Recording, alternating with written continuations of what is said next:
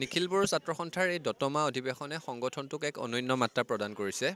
যি বিশাল পৰিসৰত যি চিন্তনেৰে সৈতে যিসমূহ কাৰ্যসূচী আগত লৈ এই অধিৱেশনখনৰ আয়োজন কৰা হৈছে, নিখিল বড়ো ছাত্ৰ সন্থাই এটা কথা পুনৰ প্ৰমাণ কৰি দিলে যে তেখেতসকল কেৱল অসম বা উত্তৰ পূৰ্বাঞ্চলৰে নহয়, ভাৰতবৰ্ষৰে অন্যতম পৰিপক্ক আৰু জনতাৰ মাজত সুদৃঢ় ভেটি থকা ছাত্ৰ সংগঠনসমূহৰ ভিতৰত অন্যতম।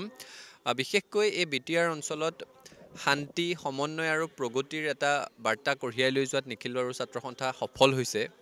একালত যি ঠাইত অস্ত্ৰৰ জনজননী শুনিব পোৱা গৈছিলে, যি সময়ত এই জনগোষ্ঠীৰ একাংশ লোক ক্ষোভিত হৈ অস্ত্ৰ লৈ হাবিলৈ গুচি গৈছিলে, সেইখিনি সময়ত নিখিল বড়ো ছাত্ৰ সন্থাই সেই হাবিলৈ যোৱা লোকসকলক নিজৰ ঘৰলৈ উভতি অহাৰ পথ প্ৰশস্ত কৰাই নহয়, বৰঞ্চ বড়ো জনগোষ্ঠীৰ 5 সহস্ৰাধিক লোকে দেশৰ ৰাজধানীত গৈ বড়ো জনজাতিৰ স্বাভিমান তাত প্ৰতিফলিত কৰিব পৰাকৈ সমদল কৰিব পৰা এটা পৰিৱেশলৈকে লৈ গ'ল। এই ক্ষেত্ৰত নিখিল বড়ো ছাত্ৰ সন্থাৰ যথেষ্ট অৱদান আছে।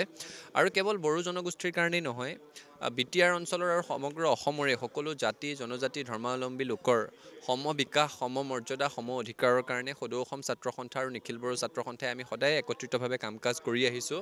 আৰু এই অধিৱেশনত তেওঁলোকে আজি এটা খুব সুন্দৰ অনুষ্ঠানৰ আয়োজন কৰিছে। শান্তি, সমন্বয় আৰু প্ৰগতিৰ জৰিয়তে সকলো জনজাতি জনগোষ্ঠীৰ ধৰ্মাৱলম্বী লোকৰ সম বিকাশ, সম মৰ্যাদা, সম অধিকাৰ কি ধৰণেৰে সুনিশ্চিত কৰিব পাৰি সেই সম্পৰ্কে এক আলোচনা চক্ৰৰ আয়োজন কৰিছে। আমি তাত অংশগ্ৰহণ কৰিলোঁ। নিখিল বড়ো ছাত্ৰ সন্থাৰ এই অধিৱেশনে তেখেতসকলৰ চিন্তাৰ পৰিপক্কতাক পুনৰ প্ৰতিফলিত কৰিলে। সংগঠনটোৰ উত্তৰোত্তৰ উন্নতি কামনা কৰিছোঁ আৰু নিখিল বড়ো ছাত্ৰ সন্থাৰ প্ৰতিগৰাকী সতীৰ্থলৈকে সদৌ অসম ছাত্ৰ সন্থাৰ তৰফৰ পৰা ধন্যবাদ আৰু শুভেচ্ছা জ্ঞাপন কৰিছোঁ।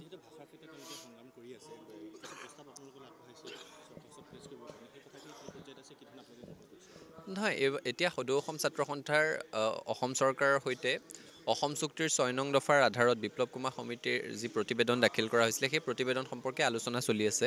আৰু এটি সিদ্ধান্ত আমি উপনীত হৈছোঁ যে অসমৰ ব্ৰহ্মপুত্ৰ উপত্যকাত থকা সকলো ইংৰাজী মাধ্যমৰ বিদ্যালয়ত অসমীয়া এটা বিষয় হিচাপে বাধ্যতামূলক হ'ব। BTR অঞ্চলত সকলো ইংৰাজী মাধ্যমৰ বিদ্যালয়ত বড়ো ভাষা বা অসমীয়া ভাষা এই দুটা যিকোনো এটা বিষয় হিচাপে যিসকলে বড়ো পঢ়িব বিচাৰে বড়ো পঢ়িব, যিসকলে অসমীয়া বিষয় পঢ়িব বিচাৰে অসমীয়া বিষয় পঢ়িব, বাধ্যতামূলক হ'ব। নিখিল বড়ো ছাত্ৰ সন্থাই আমাক এটা অনুৰোধ জনাইছে যে BTR অঞ্চলৰ বাহিৰতো কোনো বড়ো জনগোষ্ঠীৰ লোকে যদি ছাত্ৰই যদি বড়ো ভাষাটো এটা বিষয় হিচাপে পঢ়িব বিচাৰে, তেতিয়াহ'লে সেই পঢ়াৰ সুযোগকণ তেওঁলোকে পাব লাগে।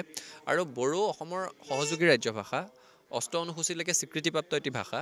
গতিকে তেখেতসকলৰ সেই অনুৰোধক, সেই প্ৰস্তাৱক আমি চৰকাৰৰ ওচৰত নিশ্চয় পেছ কৰিম। সেই কথাটো আজি তেখেতসকলক আমি প্ৰতিশ্ৰুতি প্ৰদান কৰিছোঁ।